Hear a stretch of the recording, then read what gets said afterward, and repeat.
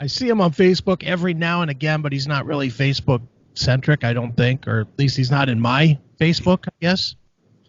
But yeah, he went his own path after he went through that divorce, and that was that. Goodbye to Chuck. He really said goodbye to all of his old friends. Yeah, well, that's the last time I saw him. That's the last time I had any kind of contact with him was at that show. Yeah, I chat with him every once in a great while, but probably 3 times in the last like 5 years at most. Just very inconsistent. It's more like, hey, how you been? You know, it's that kind of shit. Yeah. And when I still was running a mortgage company, I had did a mortgage for him. Oh wow! Yeah.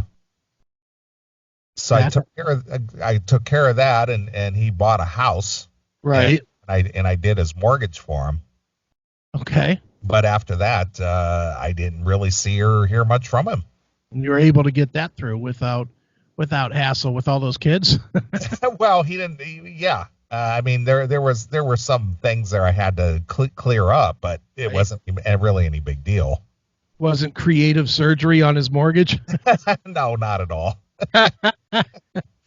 But yeah, that whole thing there is just baffling. I just remember the one time that you had come down to the show, right? And you were cutting up about something, and you had made some references or something, and I don't recall exactly what you were talking about, but you were kind of making some innuendo about Chuck, banging other chicks or something. Right. And that guy got so freaked out because he said his wife listens to the show. Right. and basically he just gathered his shit and took off. He left the show.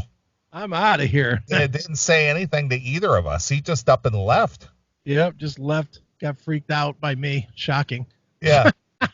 He was there during the break. He was we did a break, and then we were playing some music, and the next thing I know, he was gone.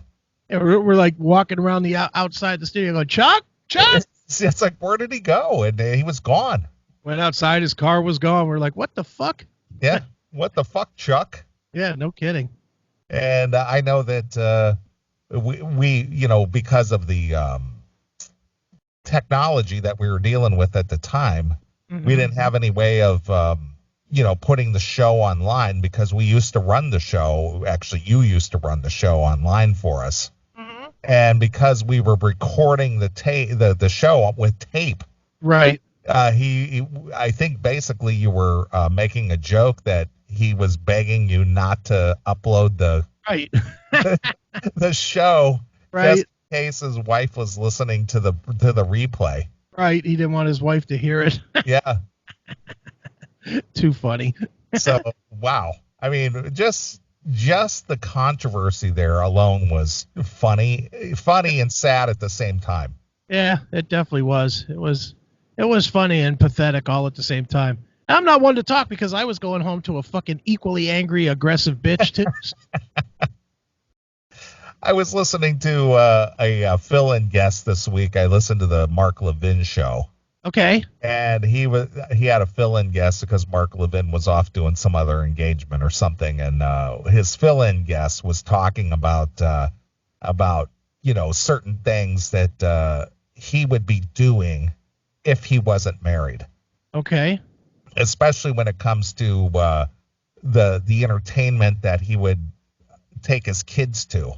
Okay. Or he goes, well, I know what it was. What he was talking about was about the Harley riders. Some Harley rider guy called in, and he was talking about the whole Democrat debate. Okay. And he was talking about guys who ride Harleys, because they're kind of protective. They're kind of like they're a manly group typically. Mm-hmm. And it's just like, yeah, I'd like to see Beto come after my gun and my Harley. Right. And this guy was saying, that always looked like a lot of fun to me, is to have a Harley, and I've always wanted to have one, but the wife says no. You have kids now. God. That's what he was talking about. He goes, I've always wanted one, and I thought, hey, I'd like to get one, and the wife said no. Oh. You have children now. You have responsibilities. If the wife says it, then you better do it. Yeah, so no Harley for you, Pally. No life enjoyment for you. No, but you know the saying, happy wife, happy life. Shut up. I mean, happy wife, you don't have to listen to the bitching. First of all, I don't give a shit if you give her gold and 14 inches of cock every single day. She's not going to be happy.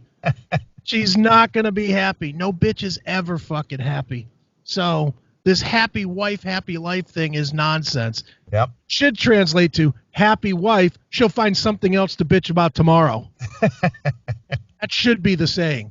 So, happy day, bitchy tomorrow. Yeah, needless to say, when this guy was going off about, I'd like to have a Harley and it'd be a lot of fun, and I always thought, man, wouldn't that be a great thing to have? And then the wife said no.